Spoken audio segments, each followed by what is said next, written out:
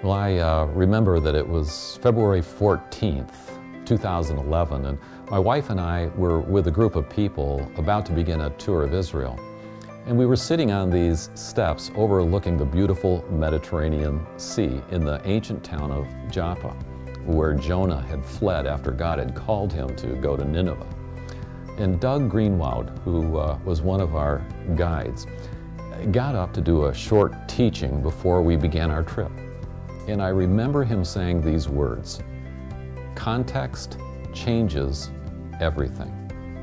And he used the analogy of an artist, and he said that when you know the artist, who they are, and you know what the artist is thinking when they paint a certain scene, the painting has a way of just coming alive.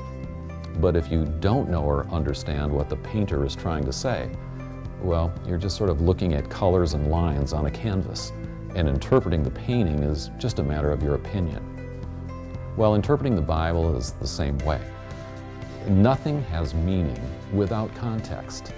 And if we don't understand the context, well, more than likely, we will miss the true meaning. Well, Doug went on to tell us that the authors of each of the New Testament books assumes that you and I understand the land and the culture, the language, the political and economic reality of that day.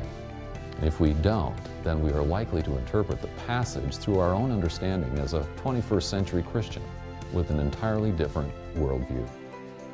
Well, I thought I had a pretty good understanding of the Bible in its context.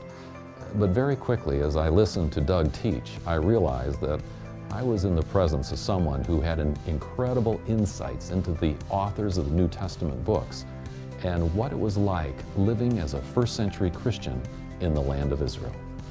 Well, after spending some time with Doug and listening to his teaching, I will never read the Bible the same again.